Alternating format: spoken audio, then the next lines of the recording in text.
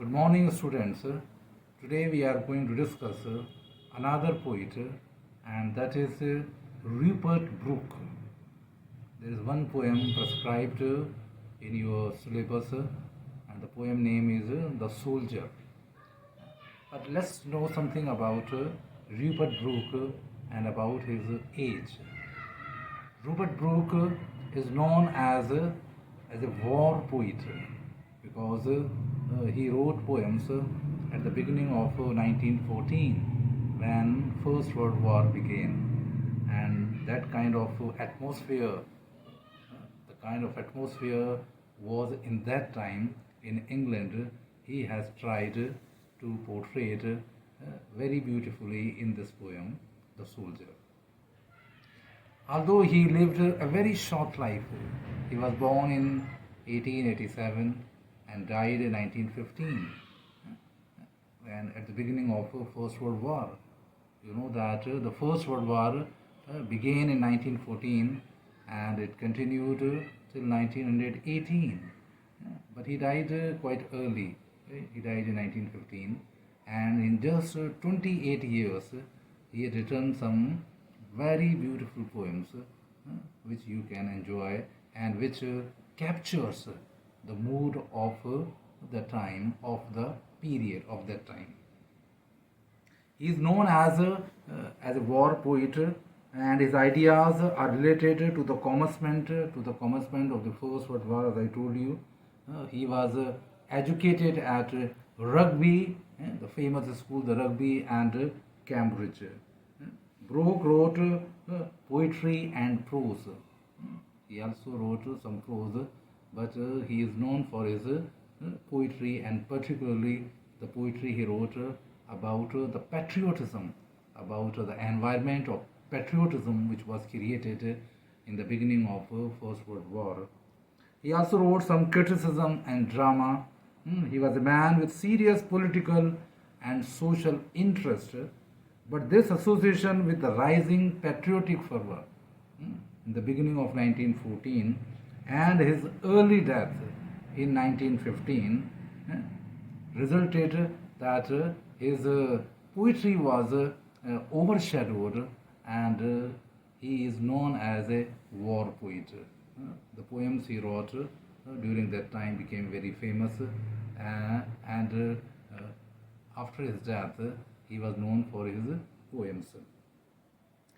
Now, what was the mood of that time when the First World War began, and what kind of atmosphere was in England, particularly at that time?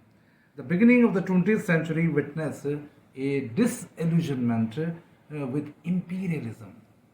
The imperialism is a very well-known term. What is imperialism? The subjugation of England of other countries. For example, that India was also a colony of England. That is imperialism. You can say the colonization, the great Samrajya. You can say the England has a great power, was a great power at that time, and many countries were his colonies. So that was imperialism. And a growing tendency among liberal thinkers to denounce it.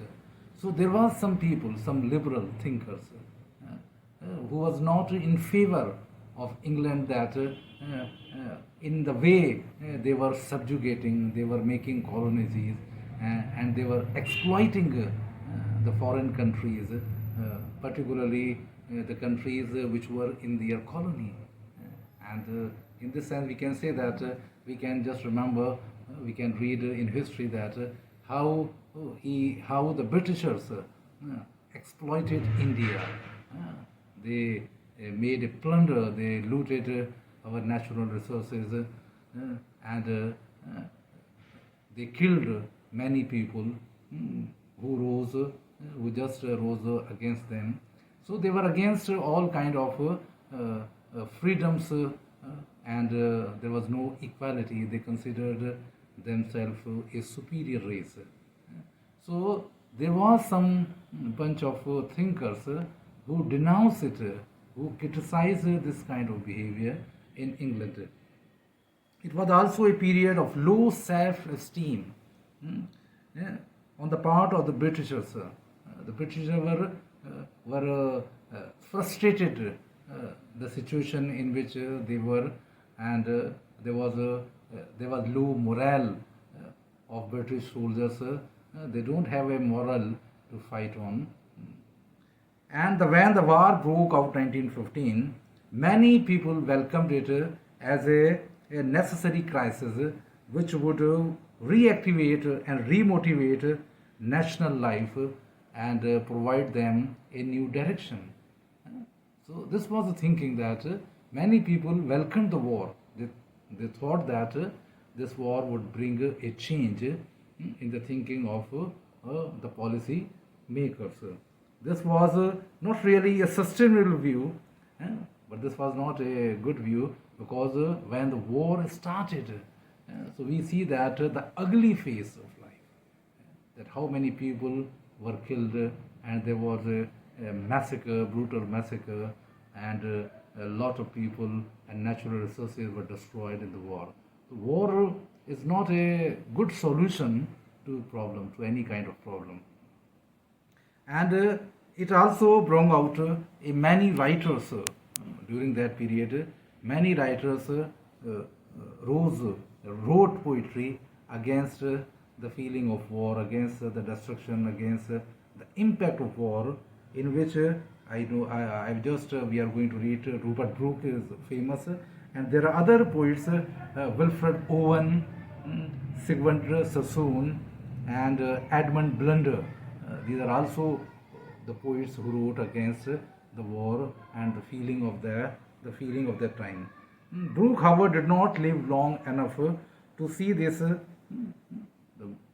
Brooke died in 1915, so he was not able to see what was the outcome of the war, in which he started writing poetry, and he was very hopeful that he was in favor of British soldiers. He wrote poems to boost the morale of the British soldiers who were fighting in foreign countries.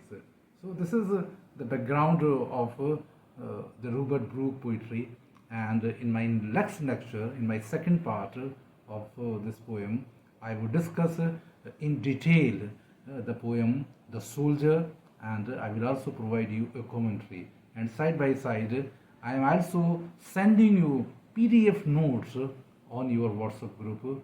So please, you can read, you can make copies of that my notes, and then you would listen my lecture, and I think you would be able to understand, to comprehend the poem very well. Thank you.